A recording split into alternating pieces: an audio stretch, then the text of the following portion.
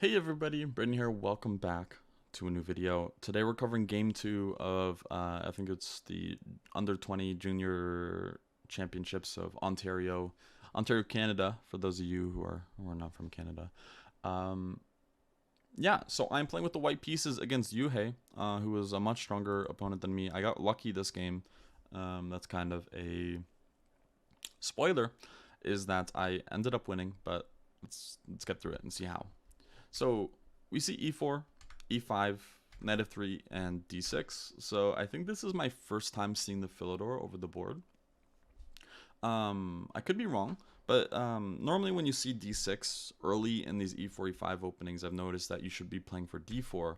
And a famous game that a lot of people may know is the Morphy game. It goes bishop g4, takes, takes, takes, bishop c4, and white just gets a lot of development. This position's very, very good for white. Of course, there's newer ways to play it, which involve e takes d4, knight takes d4.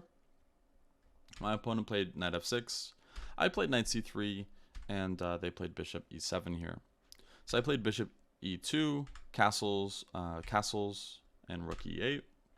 So I think there's generally interesting options here with knight f5, and this can be highlighted from a game of Jan Ludwig Hammer. I believe this is the first time I saw this, where after taking on f5 here and taking on f5, let's just say rook e8, things kind of play out the same. There's this really surprising move g4, and because of the way black's pawn structure is essentially formed, there's not really a good way to exploit this, and the kingside attack comes very quickly, and practically this is very difficult to deal with. I'll leave a link to the Hammer game in the description. I think that is something that people should check out if they're struggling against this this opening and they kind of want to see how a grandmaster kind of plays against it. I think that's a really model game against this type of opening. So anyways, I ended up castling here. Rook e8, bishop e3, bishop to f8, and here I really probably should have played queen d2. I ended up playing f3, and I'm lucky it worked out the way it did. But I don't think that this is necessarily the correct move.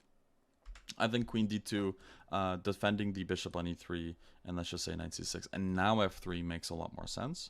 f3, of course, is to cover the pawn. Oh, sorry, no, I actually need to defend the pawn. My bad. Don't mind me. I'm being a silly boy.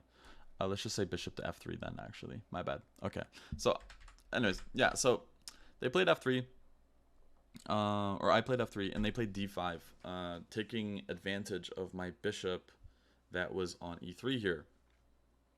And something I'm surprised I did well in this game, especially back then, I used to tilt pretty bad. I would say that my tilt has gotten a lot better over time. But I kind of reevaluated the position and tried to make the most of it. So I went for a pure pawn sacrifice, which is bishop to f2. And I think this actually worked out totally in my favor. What was seen in the game is takes on e4, takes on e4, takes on e4, takes on e4, rook takes e4, and I played bishop to c4 here. And surprisingly, I actually still prefer white, even though it feels like we blundered upon it at the opening. Things kind of turned out well for us. There's a lot of activity. Black's queenside hasn't been developed at all yet. Right now there's a threat of something in the air. I don't want to say it because I want to leave the game open to be, I want to show it. I want to go along because you'll see some cool moves later. So bishop g4, queen to d3, queen to e7 to defend their rook. And here, yeah, white's actually completely winning, surprisingly. Or maybe not surprising to some of you, but there's a cool move here that can be played. There's actually two moves. There's probably a lot of winning moves, but there's two that really come to mind. The first one, I'll give you a hint, is bishop to d5. And the whole point is that the rook is attacked and the pawn on b7 is attacked. You can't defend both. Either you're losing an exchange from e4 or on b7 there. so that would win the game. But instead, I threw in a different move first, which is, I believe, stronger. And that's bishop takes f7. And the problem for black here is they can't take that bishop.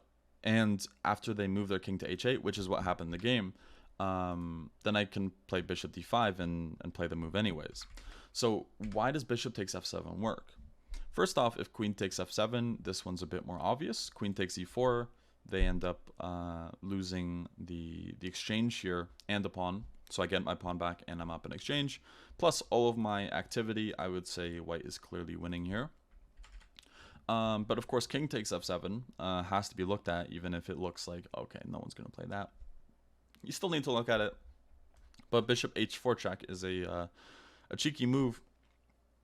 And unfortunately, black is losing their queen here because their king has to move or something has to interpose from this rook. And after that, the bishop will end up taking the queen on e7 here. So that would win the queen. So king h8 was played instead against bishop takes f7, bishop d5. They end up giving the exchange here, but this is just over. Queen takes d4, bishop c8, rook a to e1. Now all of my pieces are in the game. I remember actually thinking about this game when I was thinking about this type of position. Is like, what would Morphy do? Like in this type of position, I could try to go for crazier attacks, you know, like queen c4, bishop g3, try to win that pawn or something. But why? Just improve all my pieces, and that's just going to be enough to win the game. Queen d7, bishop g3 now. Bishop to e7, queen e4, bishop c5 check, and then king h1. And my opponent just resigned because, first off, I'm up in exchange. Right now, there's threats of queen e8, which is either just going to, well, actually, it's just going to mate here.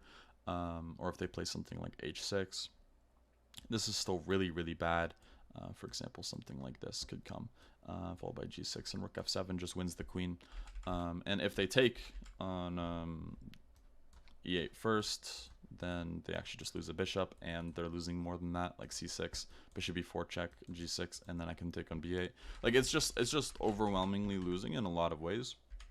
So it's not really that important to cover all of the ways. Again, we are up in exchange and all of our pieces are doing something, so that is kind of justification enough to realize that we're winning. Anyways, that was game 2. It was a little bit quicker, and this is kind of more of an impression type of thing, just because these are older games that I'm covering here, so my memory of them won't be as good, at least during the game. But again, after this tournament, in just a week or two, we'll be covering games from this year, 2022, which I can talk about in a lot more depth because they're more recent and I actually remember what happened in the games. So anyways, thank you guys for watching, and I hope you enjoyed, and I'll see you in the next one. Bye-bye.